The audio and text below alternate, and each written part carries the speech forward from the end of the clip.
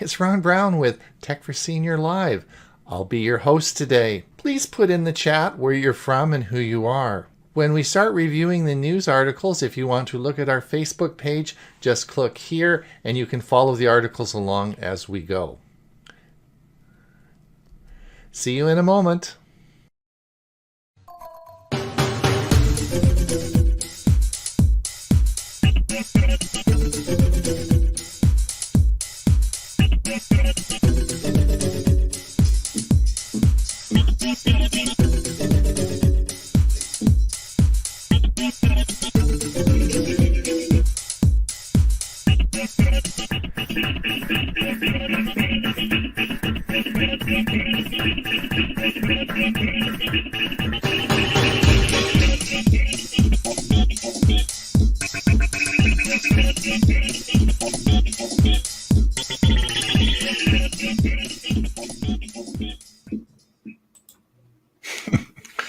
Welcome, everyone. Good morning.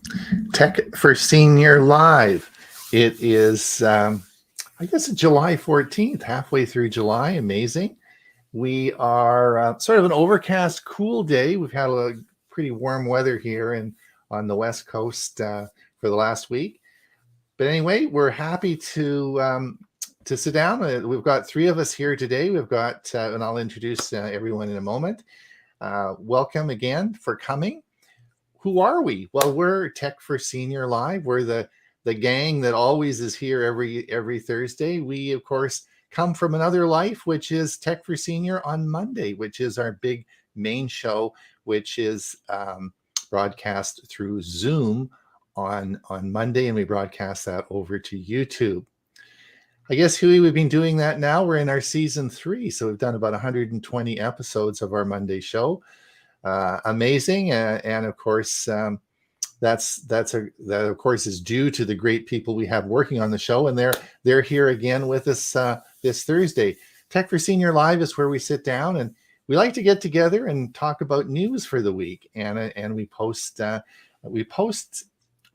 all the our news events to our Facebook page, which is, let's see right here. This is the site that we post all our news articles to that we want to talk about. And if you, we're going to be going through those in a few minutes, and we're going to go through and talk about these articles.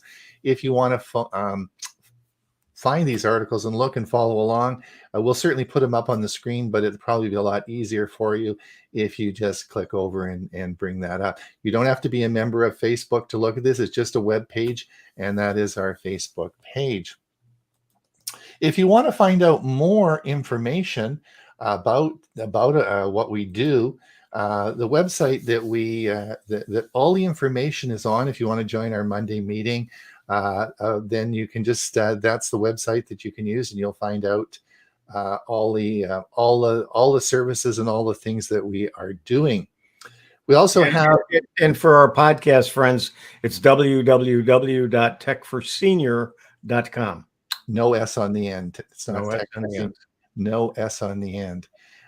So that's great. And also coming up in a couple of weeks, of course, Huey and I do Learning Chromebooks, which is our monthly show that we do, and we talk about Chromebooks. We've been doing that for a couple of years now. We'll be talking about each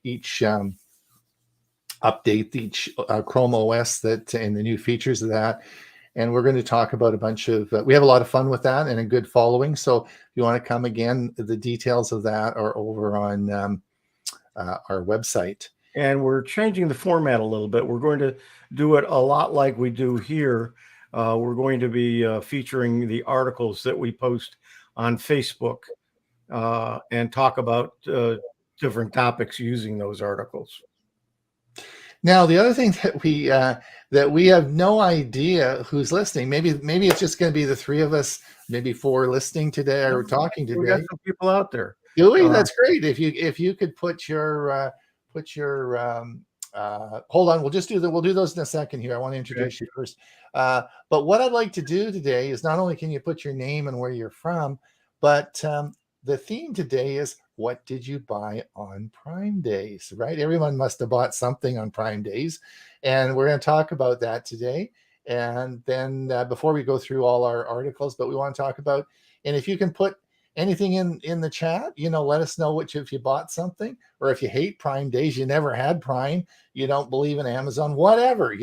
But anyway, we're going to talk about what we all bought on Prime days today, for sure. But let me introduce excuse me, let me just introduce the team today. Bob's away. Bob's usually here. He may be joining us a little bit later. He had some other important business to do this morning, and we'll see if his doctor's on time and he can get back for the rest of the show. Anyway, let me introduce my co-host for the Monday show, a good friend of mine. We've been working together for 3 years now. He lives in Bradenton, Florida, because we're not all in the studio. We're not all in one studio booth or physical location. We're in different countries all over the world, right? So Huey is in Bradenton, Florida, and Huey is a co-host of the Monday show. I also work with him on learning Chromebooks. So we spent a lot of time together, but the interesting fact is we've actually never met in person, right? So yep. Huey, how did your week? Oh, you had you did I did a class on Google Calendars. I covered the online calendar that you can set up, and just by changing your calendar, have it change automatically on your website, and how to do that. And then we covered a couple of articles and had a good Q&A. Some of the people had some good questions, and we tried to answer them. It was a good session. I didn't have many signed up in the morning, so I sent out a letter, and it was just for STUG, for the Sarasota Technology User Group members. Is one of the benefits of membership when they have classes, so we don't open those up to the world. But I did record it, and I will go ahead and post it on the STUG channel soon. This is the information because you also do the CS Windows SIG, right?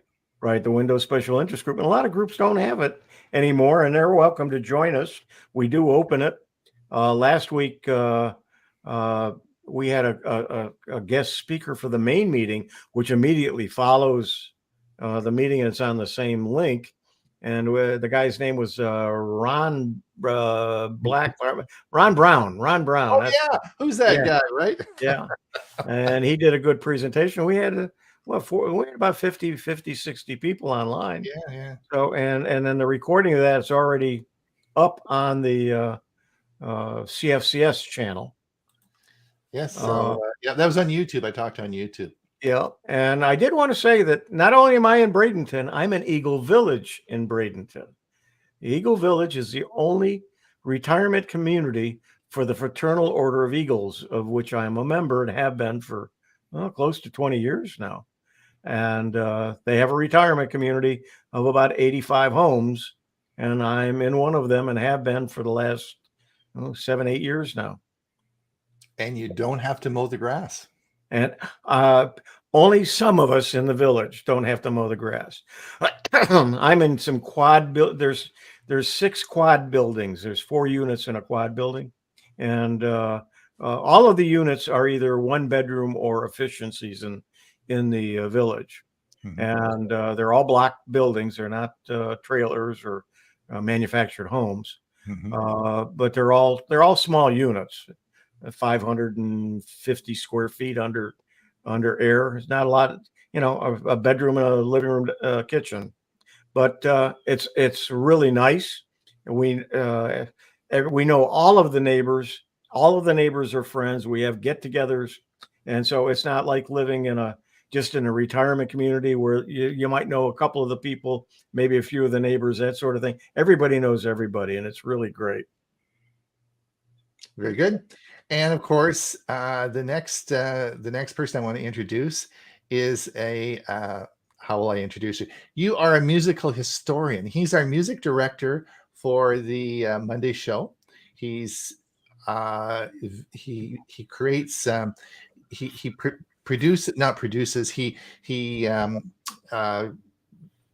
does our outro each week. Is very popular. He's mostly, I guess, would it be, or rock and roll, or what would you say your expertise is, Ray? My expertise is the birth of rock and roll. So it's the transition of old rhythm and blues and some gospel and even a little bit of country, and how it all formed and turned into rock and roll. And I pretty much stop about 1960, 61 as far as my not real knowledge. I love all kinds of music. I don't collect all kinds of music. I always say this today, in fact, there's just two types of people now in the world. There's music listeners and there's music collectors. And the music listeners are the people who will stream and have access to all kinds of music, but they're there for the listen. But I'm still a collector, and I still have about 700 LPs, about 2,500 45s. In fact, I went to a garage sale a few weeks ago, and guy was selling 3 big boxes of 45 records, and a lot of them were on the Sun record label with Johnny Cash. So I made him an offer he couldn't refuse, and now I have ahead of me the sorting them out and seeing what I actually have. So just to let everyone know, this is Ray Baxter. Ray is our musical director on our Monday show. Again, I have met Ray. Ray is in Pine, Arizona. Ray, I actually have met in person. He came down to our computer club and gave a number of talks for us. So I did get to meet Ray. So we have met. And Ray's a great guy. So we're so happy to have him on the show with us today. Ray, well, go ahead. That he mentioned about not having to do the lawn. Yeah, I have about a half an acre of property here in the mountains. I don't have to do my lawn either. The elk come in about once a week and they do a wonderful job. No, I'm not a member of the Elks. I'm a member of the Eagles. There you go. There you go. Well, welcome. And Ray, I was at Costco the other day, and interestingly enough, it's been there about a month. One of the major items they have is a record player that takes your records. It's like a normal record player, but it connects up and will produce a digital signal so you can play it through your computer and so on and so forth. And I thought that's interesting because you're always talking about records, and this is a record player, right? So, and it must be that popular that Costco's carrying them now. They've been around for over a dozen years now. Really? I purchased a good turntable from Sony about 10 years ago that has the USB cord, and you have to use a different software, but it'll take that song that you're playing and in real time record it as an MP3 file, or you can even make it a lossless file if you want to have a higher quality. Interesting. Huey, have we got anyone listening? Yeah, actually got a lot of people who've already really made comments. Let's take a look. Mike Ungerman. Mike Ungerman, of course, is a good friend of ours. Mike is producing now a series for us on our Monday show on solar panels for your home and electrification. So we're going to be doing part 3 soon, and so welcome, Mike, and it's always great to see you. Thanks for listening. Sally says from Kirkland, Washington, good day. Hello, Sally. Sorry, I had a sneeze, so I couldn't do anything. There we go. Can't do 2 things at once. Yeah. Dick Vogel, Sanford, Florida. I saved most money I bought. What? You bought nothing? Oh my gosh. Gerald Smith, 59 degrees, sunny. Yep. Now, Dave at Sun City, Florida. Steve Powell, Kirkland, Washington, 60 degrees. Bob Baxter, sunny Belleville. Oh, I wondered, hold on, just go back to Steve. Steve's got to have bought something. Steve, we know Steve really well. He sees us on our Monday show and Thursday. Steve's got to have bought something. Let's keep going. Dave, 10 terabyte external hard drive for backup. There you go. 10 terabytes. That's a lot of storage space, eh? I remember my first 40 megabyte hard drive, and I said I'd never have to buy another floppy disk, and I'd never fill it. On my Plex server, I have now 12 terabytes. 12, yeah. Jolin, hello, Jolin. Greetings from the low country of South Carolina. Watching via my Roku. We're on television. YouTube channel. Chatting via my YouTube app chatting via the app. Glad I can catch up with you guys today. There you go. Gerald Smith, Fire 10 HD 10 Plus. Yes, those were a great deal. Oh my gosh. Gerald, did you get that? Like they were advertising those with the 32 gigabytes of RAM, $135. Unbelievable deal. I didn't buy that, but I was so tempted. But I don't need another tablet. But that was such a good deal. It was. Irving, greetings from Ottawa. Steve Parker, Cat 8 Ethernet cable, 1-inch short USB 3.8, Apple certified iPhone photo stick, 6-inch power extend. So Steve went overboard on that. He's got lots of stuff that he ordered. Yeah, good choice. Yeah, good choice. Lots of stuff. Joan Grieg, beautiful day in Victoria.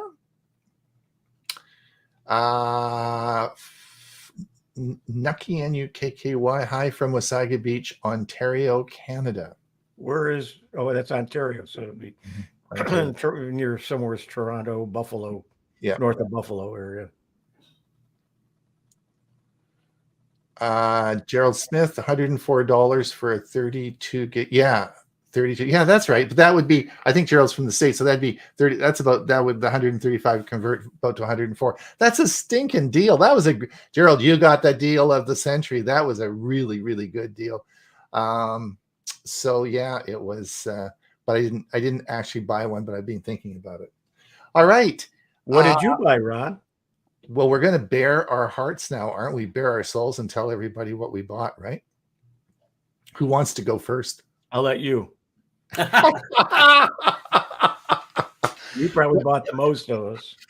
All right. So let me just, the first thing I bought, I'll show you in a sec here.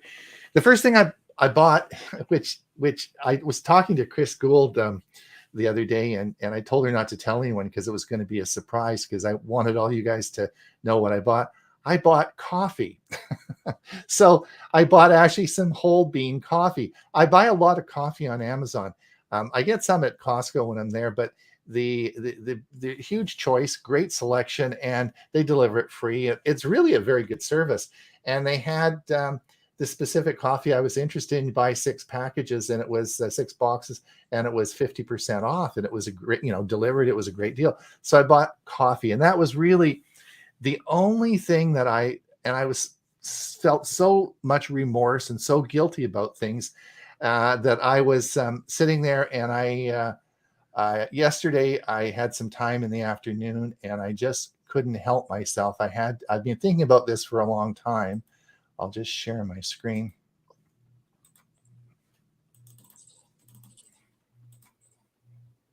So I bought a new microphone. I spent all day yesterday looking at this. Really wasn't I'll bring this up. Really wasn't an Amazon. It really wasn't it wasn't a Prime Day thing. I've been thinking about this for a long time. I watched a video, really interesting video we'll talk about a little bit later, on why does everybody hate the Blue Yeti microphone. And this guy did this incredible video on it. We can talk about it later, but I have a Blue Yeti, and I've had it for 10 years, and I do all my work. It's this one that you can see sitting right next to me here. But that's that's what I use as well. Yeah, but if you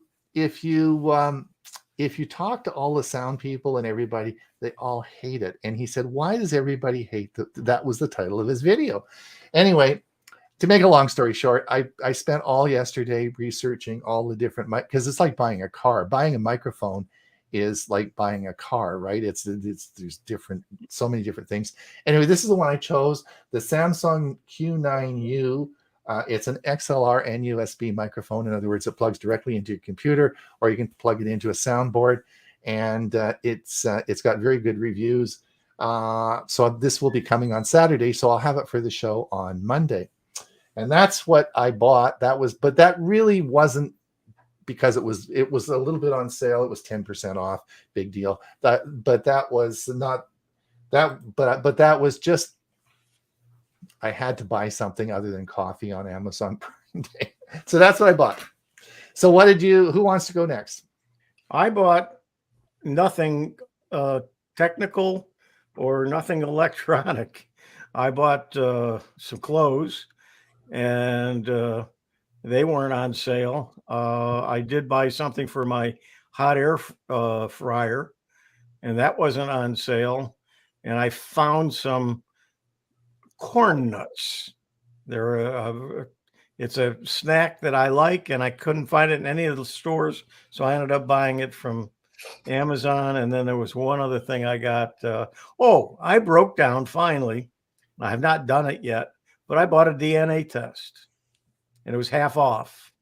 Oh, to find out who your ancestors are. You know, to find out who I might be the ancestors of.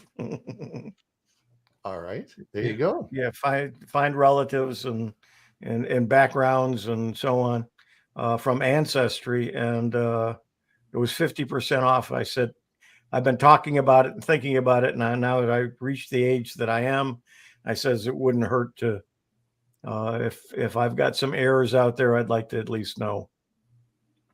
Yeah. Well, Ray knows a lot about genealogy. That's his. Yeah, you'll have a lot of fun with that. I have not only Ancestry, which, by the way, the 1950 census just came out. If you don't know, census records are sealed for 72 years. So the 1950 census came out last, I believe, in April. So I've been looking at to see where the different relatives I have, and everybody knows I'm adopted. So I have 2 different families to search for and to look. And so really, you're going to have a lot of fun with that. 23andMe is the other one that you may want to consider as well. I did. The cheaper one was not on sale, it wasn't available. And so the most expensive one was 50% off, but it was still $100. And I decided I was going to get both and decided not to get that one. Yeah, it is a kind of an outlay of cash, but you'll find over time with the kind of information you're going to get back, you're going to find that it was a very worthwhile investment. Yeah, I'm kind of anxious to spit in the jar and send it off to him. All right. What did I buy? Well, my wife and I each bought something, and money is no object here in the Baxter household. So my wife still uses her expensive Canon DSLR camera, and but she was missing an important accessory. So yesterday she ordered a replacement lens cap for just under $10. Oh. So that was her expenditure. I did not want to have her beat me out. So not to be outdone, I became aware on my recent trip to the North Rim of the Grand Canyon that I was missing an important cell phone accessory. And after much research, I purchased an extendable selfie stick. Now, these selfie sticks today are wireless, have a wireless remote control that works with Bluetooth. There's a built-in tripod stand for this selfie stick, and I got the lightning deal, Ron. The lightning deal. The lightning deal. That's a good one. So my total expenditure for the selfie stick was $11.77. Plus, and that included delivery. That includes delivery, Prime delivery, of course, free. So there's a 40-year inflation going on right now. So I decided now is not the best time for large expenditures. There you go. So you're going to hold this. You're going to put your camera in the selfie stick. It's going to go over the Grand Canyon. So you're looking back at yourself. Is that the idea? Oh yeah, with the background, all of it. Yeah, I can't tell you how many people had selfie sticks. I thought they had gone out of favor, but they were very popular with all the different other tourists we saw up at the Grand Canyon. Yeah, so I got 2 or 3 of them, and I don't know where they are. That's cool. The other thing you can do with a selfie stick is if you have your camera in there, set it to video, and as you can zoom in and zoom out of yourself as you're with the selfie stick. So you can see like the movie. It's like a cheap way of doing like a drone. You can make the drone, actually you can make it come down. If you have your camera up on the selfie stick and you move it down towards your face, it'll look like the drone. you're coming down, and the drone is it looks like a drone shot. Yeah. Here's another reason I purchased it. We have in our kitchen two what they call Lazy Susan cabinets that roll around where you can put your pots and pans. Something has gotten stuck in the back and it won't move. And I can't see, of course, what's in there. I'm going to use my camera on the selfie stick and put it behind there with the light on and see exactly where the item is stuck and try to remove it that way. So there was an ulterior motive here. I'll give you a full report as to how that comes out next week. I'll be waiting with anticipation. The interesting. So I want to just let everyone know. Excuse me. The video that I watched on this is called. The actual video's name is called "Is the Blue Yeti Microphone Really That Bad?" And it's made by a fella by the name of Tom Buck. I'll put it in the show notes. And it's a recent video. It was just made this year. And it's one of the best videos I've ever seen someone make. Now, Huey and I make a lot of video content. Like, we understand how much work goes into making these damn videos, right? And so as a creator, I can really appreciate someone that's put a lot of work. And he put so part of the deal is, I don't know if you know, but the Blue Yeti's been around 10 years. It was one of the first USB microphones, right? But about 3 years ago, it got bought by Logitech. So Blue Yeti now is owned by Logitech, and there has been a lot of rumor that the old Yeti microphones are better or different than the new Yeti after Logitech bought them. So he actually had one of the original, as I do, one of the original Blue Yeti. And he went out and bought at Best Buy a new Blue Yeti because he wanted to compare the two. So he bought the new Blue Yeti and the old Blue Yeti and brought them back, and he did all this testing, and then he took them apart to actually see what was in there. I'll tell you what happened in a minute. But the new one he bought at Best Buy was defective, but it was on sale. So, but it was defective and it wouldn't work. So when he took it back, he couldn't get another Blue Yeti, right? Because they didn't have any more new ones.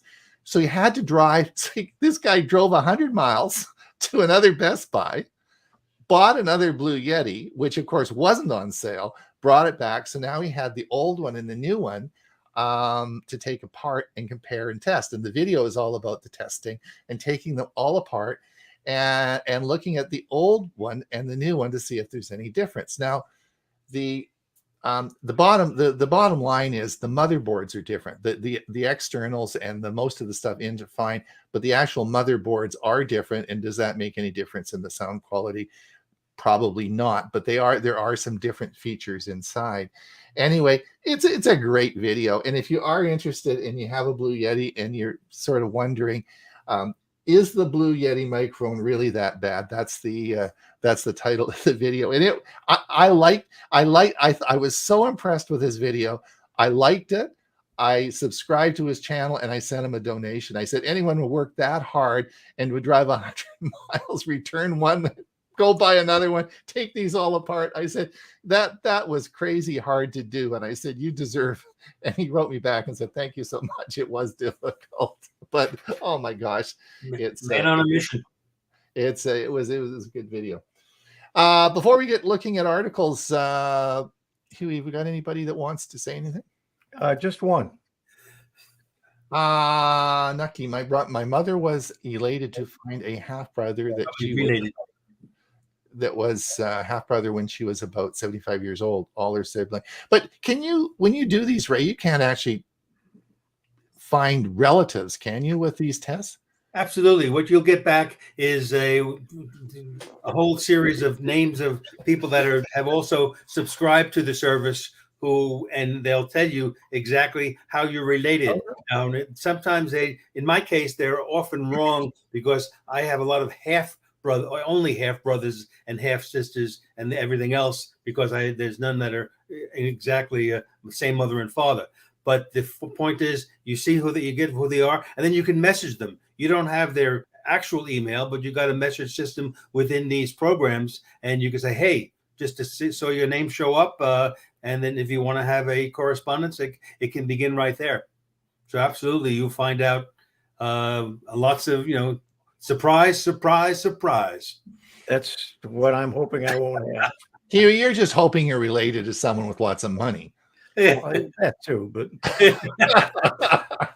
What's wrong with that? We better get doing some work here. People aren't going to be too happy. If we don't stop talking, we better get going. Bob's not here to keep track of this. He usually says, come on, you guys, we got to do some articles. So, all right. So if you want to look at, I put the link down there. If you want to follow, we'll just bring up the our screen. Now we'll see how we are doing here. And that's what I'm going to do is I'm going to go over to Facebook and follow you. How's that? Is that okay? I'll take this down.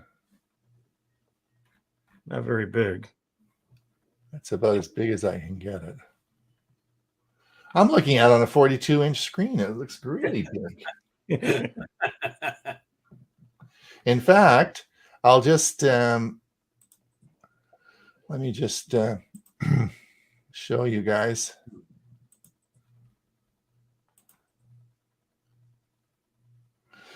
Hello. Hello up there. Yes, look at that. So yeah, so let me just bring the camera back to the other one. So, the Ron Brown Studio. There you go. All right, let's have a look here. Coming down. Oh, so what I wanted to do, I don't know if you guys are following that. I'm actually going to open this up and come down to this. Yeah. So there's been a big change, and you may want to consider if you have Google One Premium. Now, Google has changed this. If you these are services you buy. This is a tiered service you buy from Google for hard drive storage. But not only when you buy this, do you not only buy hard drive storage, you buy other services. And so the basic plan is 100 gigabytes. The standard plan is 200 gigabytes, and the premium is 2 terabytes. All right, and this is the one that I have, and it's about $100 a year. And this gives you all the services, an expanded series of services. And all as I wanted to point out, I don't want to go through all the services, explain everything, but what I wanted just to let everyone know that to the premium 2 terabyte service is that they've added a whole bunch of features in there recently. And Google is really boosting up the services that are included in there. So if you have Google and you have the 2 terabyte plan that you use for storage, online storage, you should review that again, because there's a whole bunch of stuff that they've added in there for that. So did you guys have you been following that? They've been pretty active with that. No, I hadn't realized that, but I have the 100 megabyte. The 100. I pay $20, $24 a year. Right. I have a lot of stuff, so I use the 2 terabyte.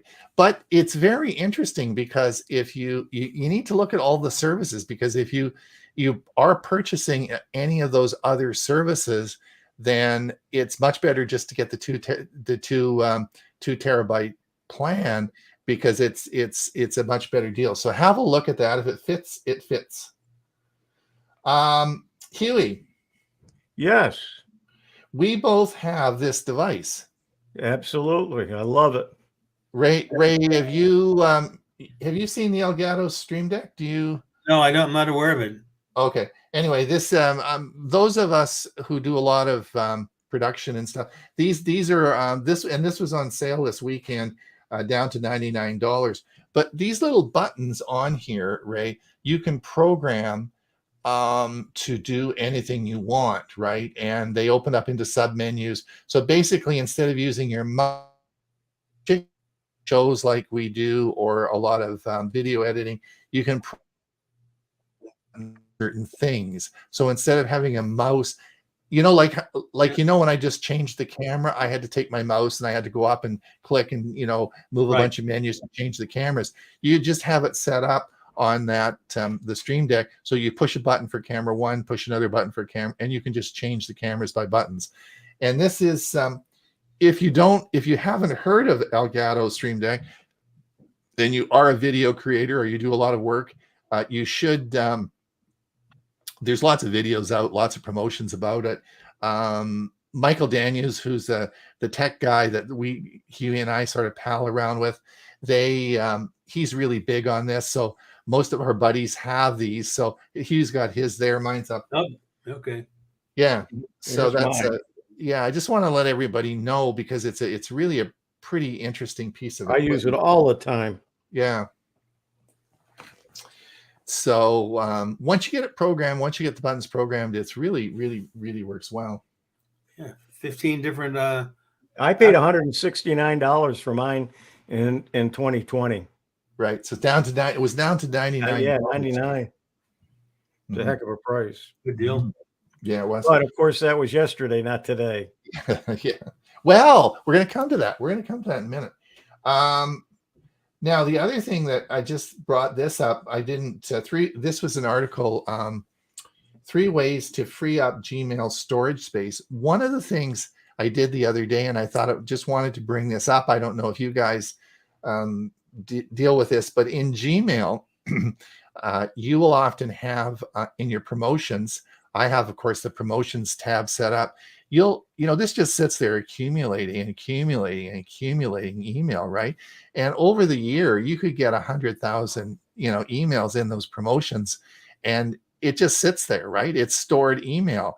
And usually every 6 months I go through and I dump it. Now, a lot of people just never do that. And they end up with huge amounts of storage space on Google Drive, or also, remember, all this is some of it's downloading each time you load Gmail, right? Because maybe you want to look at the last 60 articles in promotions, but do you really want the flyers from 6 years ago, right? So I guess I brought that up to remind everybody to go in and delete stuff that junk that don't just just don't let it accumulate, right? I just cleaned out my Outlook because I had to make some changes and so on, and decided to clean out my inbox. It had 7,700 plus emails in it.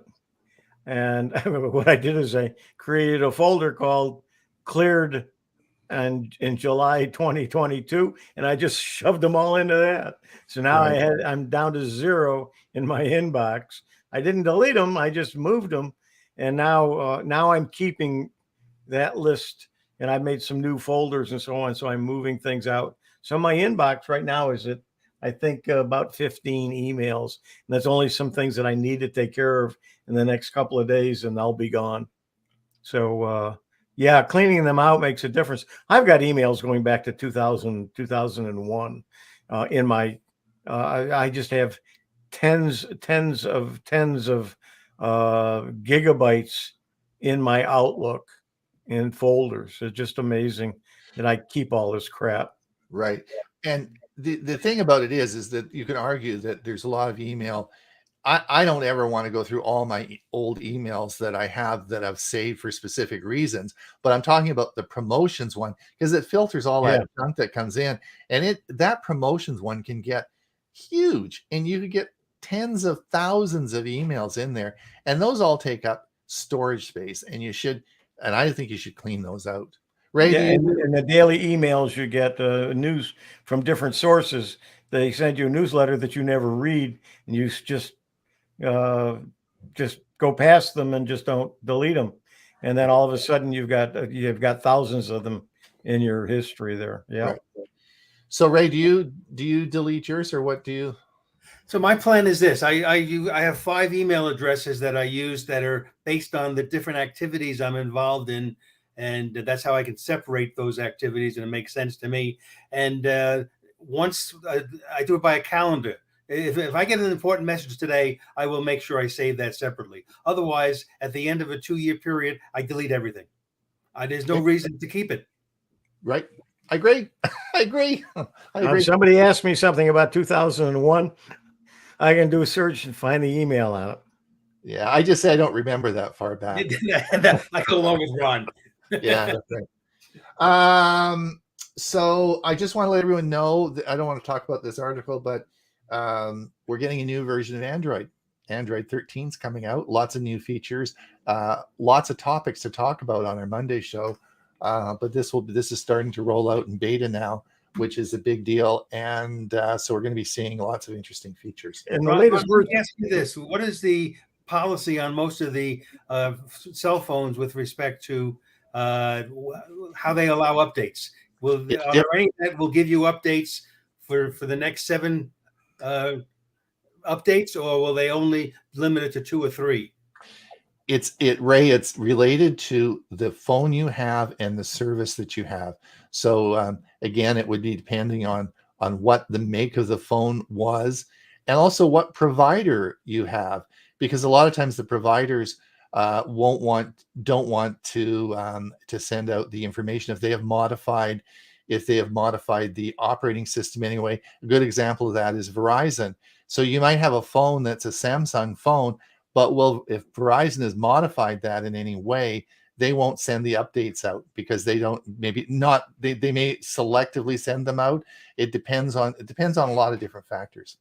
Yeah, and the current version of Android is 12, and not all the phones are at 12, and some will never be. My phone is from 2020, and it went from 10 to 11, but it won't go from 11 to 12. Right. And that's a problem. That's one of the reasons why I buy the Pixel phone, is that at least first of all, it doesn't have any other. I buy it right from Pixel, right from Google, and so it doesn't have any crapola stuff on there from carriers, right? And the other thing is that it will always give me the updates. Yes, Prime. I put this up. Prime Day deals are still available. So just because Prime Days is over, some of those sales are still on. So you may want to keep. Oh no, because there was something I was looking at, and it just maybe we'll have a chat next week and say who snuck one in. Ray, BMW on the hot seat. So listen to this. This I found really, really interesting. BMW is now going to charge customers a subscription fee to use heated seats. What? So the cars are being manufactured with all the different features, but they're not turned on unless you pay. Now, this right now is in some European countries as well as South Korea, but BMW owners will have to pay $18 a month. They can get a yearly plan too, but $18 a month as a subscription in order to use the heated front seats that are already, as I said, installed on the vehicles. They're going to have monthly subscriptions to use the heated steering wheel, $12 a month. Adaptive cruise control, $42. The automatic high beams, $12. And listen to this, the best one, a one-time fee of $265 to connect their iPhone to the Apple CarPlay.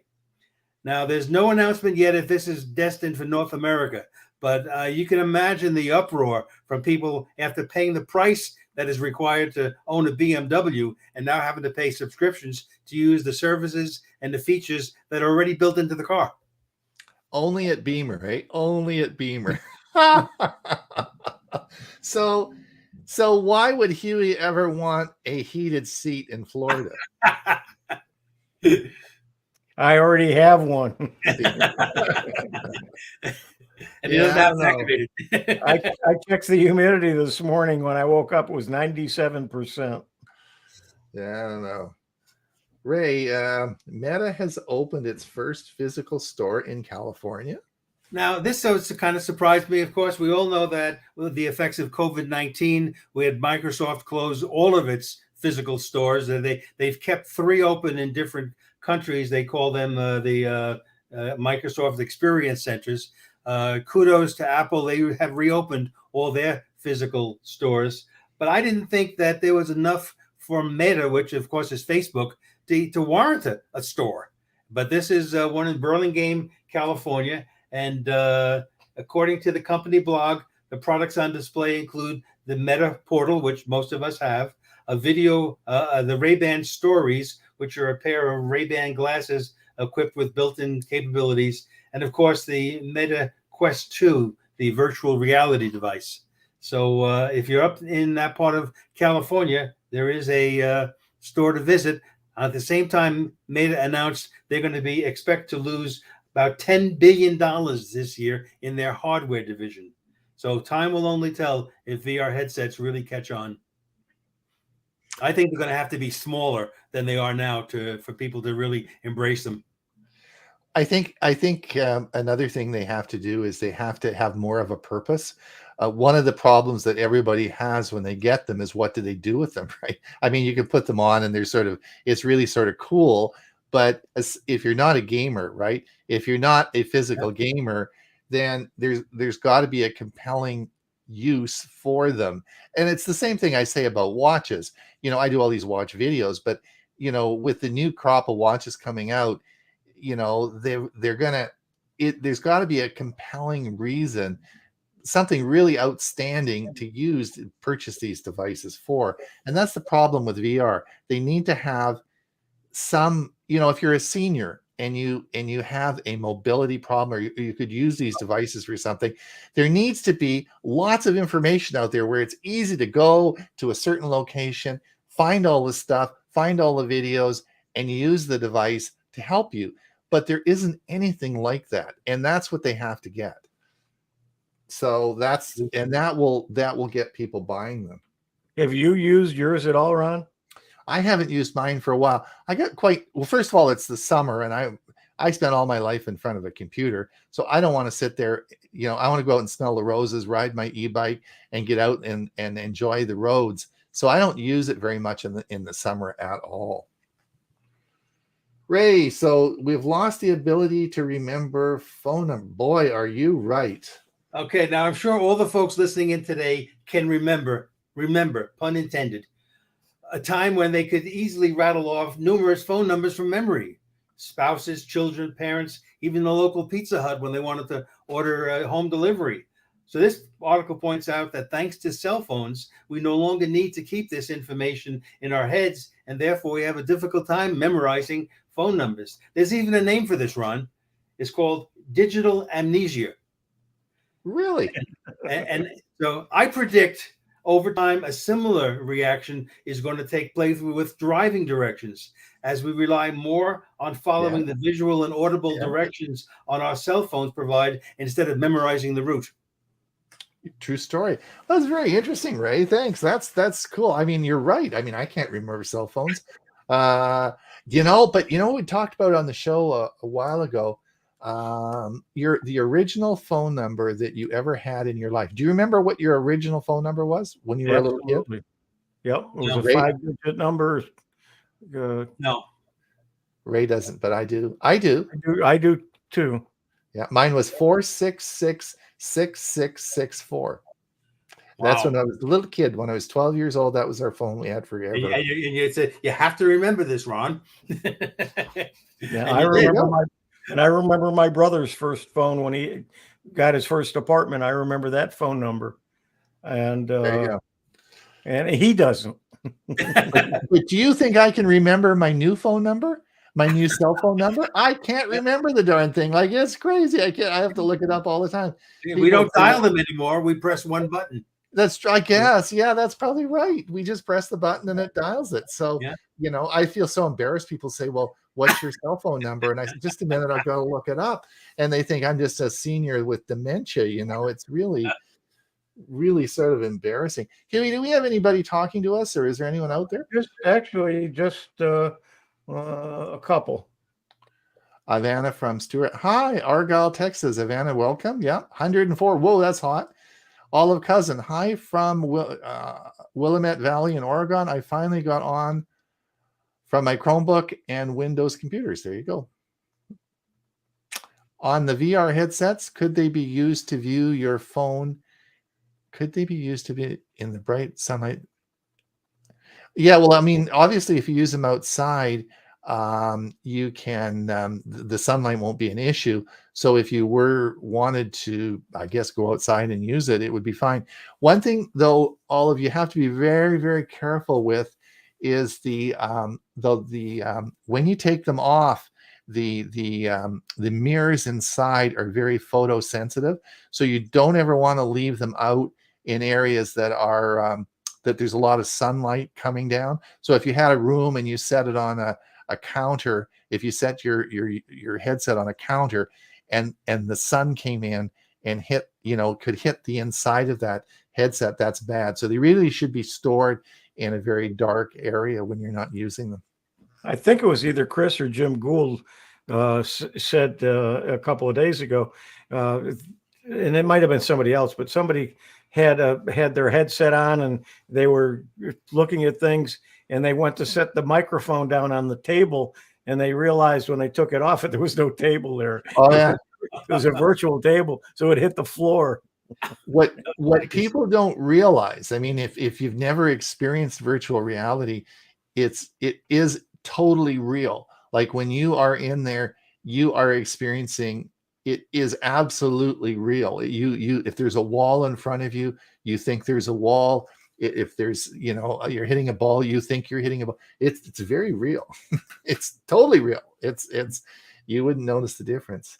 All right, Huey, what's all this about? One more. Oh, one more? Fred, a dentist friend went back to dental school and the hallways were quiet. Everyone was texting. That's true. True. All right, Huey, your article. Yeah, let me see. This was Open WRT, an open source alternative to firmware for home routers. And it may require everyone getting new routers and other equipment, but some may already have it. That's just not either turned on, but it's just some new advances. If you got an older router, you need to really start looking at getting a new one. This isn't out yet, but it's coming. Right. And it explains all about it in the article.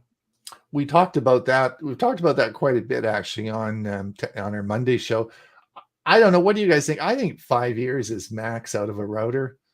What do you guys? Probably. Yeah, I would say, or less.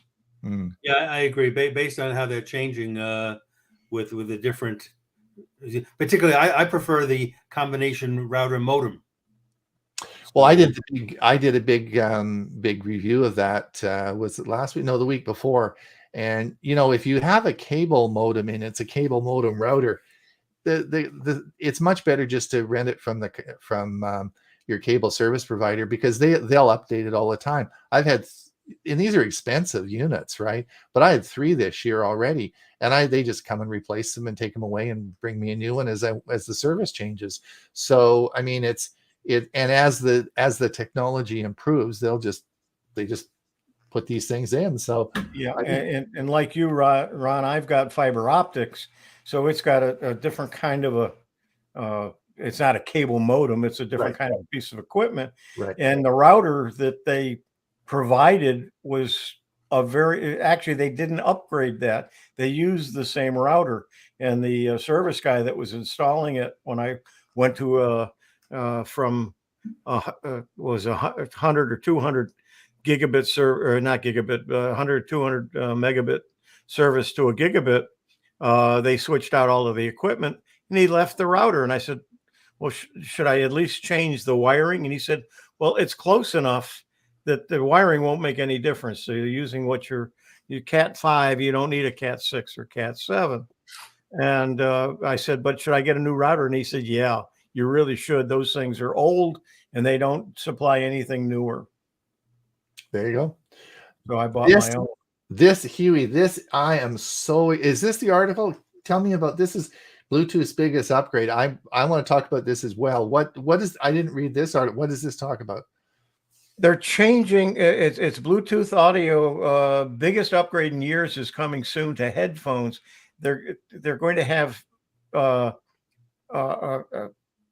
totally different signal, and apparently the current Bluetooth in your computer may not be compatible with it. So it may mean either getting some kind of a card or getting a new computer to be able to handle it. It's not out yet. It's not available, but it's coming.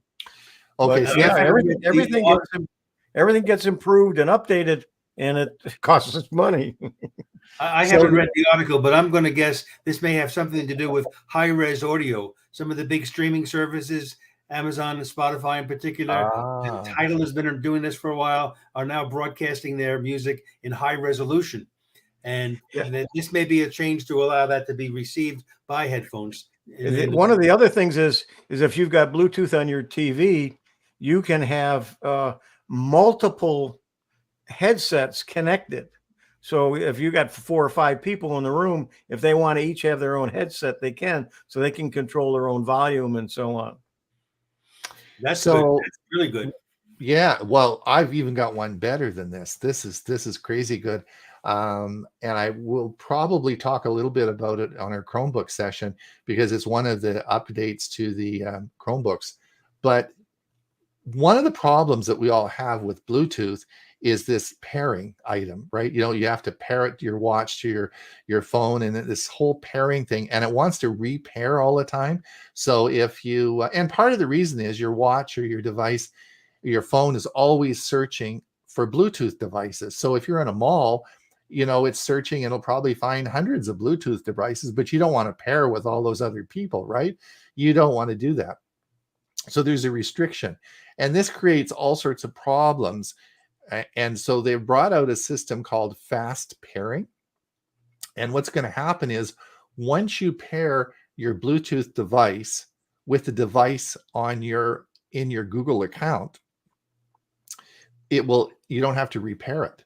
So, excuse me. So what happens is if you take your watch off, you put it on the charger, you then take off with your phone and you go somewhere, you come back, take the watch and you put it on your wrist. Well, you'll have to repair back with your phone, right? But since it's already been paired in your Google account, it will immediately connect.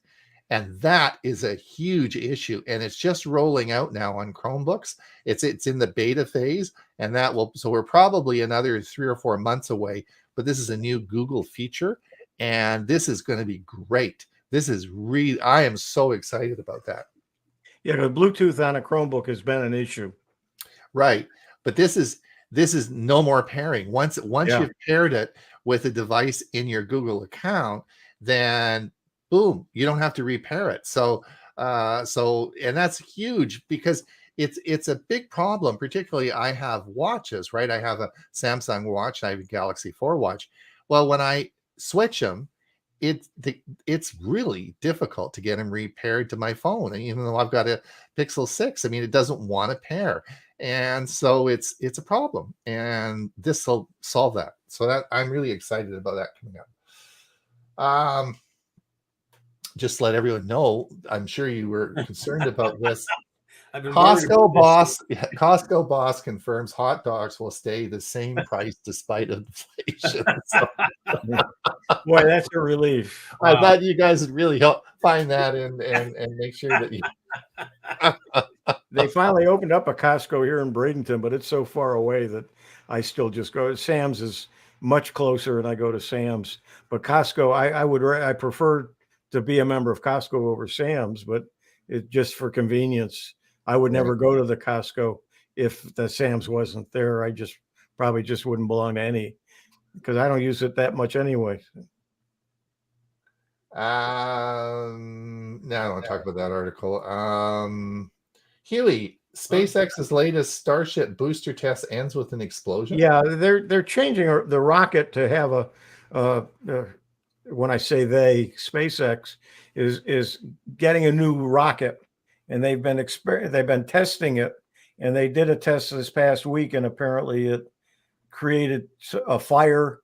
They were testing the rockets or not the rockets, but the firing mechanisms and so on. And not only did it malfunction, but apparently there was some kind of a small explosion as well. And they say that there's serious issues with it. And this is the one that's supposed to carry us all to the moon and beyond. Ron, There you go. Probably. This was the one also that was going to put up vast numbers of Starlink satellites at one time. The current rocket only puts up what is it, 40, 50, 60 at a time. I can't remember the number, but only puts up a small number. And it's 400, I think. Anyway, this other one is going to be able to do a lot more. And apparently they're no closer to getting it up into the sky. In fact, they've got to go back to square one and try to figure out the issues. hey, Ron, if Bob was here, he would say, look at the time. I know. I just looked at an hour has gone by. Like, goodness, we're just getting going here. Do you want to do another hour? We could, and it probably people would stay on with us. It's just fun. It's a fun morning. What else do we want to do? I mean, I got my coffee. My best friends are with me, and we're talking about technology. What could be? Which is what we do all the time anyway. Yeah. Yep. Anyway, listen, we should get, you're right. We should probably get going. Thank you for everyone for watching, listening. Thank you so much. Remember, if you want to find any information about what we do, here's the website, techforsenior.com. We'll be, and we podcast this out. So if you want to listen to it on podcast, it's, it's on all the podcast networks. Come and listen to our Monday show. We've got some interesting things happening. I've got a big announcement. Michael, I'm just going to tell everyone, Michael Daniels is coming on the show on Monday, and he's going to talk about the YouTube Partners Program and the what about the term, product specialists, and how to become a product specialist, and some of the things that Chris Gould and Michael just came back from New York. They got awards in New York because they are product specialists and they're in the community support forums. And you too can be part of that. And he's going to tell us about his experience. So it should be a lot of fun. That should be a great show. Yeah, it's going to be really good. Yeah, Michael's hard to get organized because Mondays are really busy for him, but he agreed to do it this Monday. So it's going to be really, I'm just really interested in this. This should be a lot of fun. So we're going to do that on Monday. So lots of interesting things. And I'll have my new microphone. I want everybody to listen to my sound and see how much do I sound $200 better? You can't improve perfection. Well, there you go. Whatever, right? So anyway, thanks everyone for listening. Hi everybody. Thank you. We'll talk soon. Bye-bye now. So long.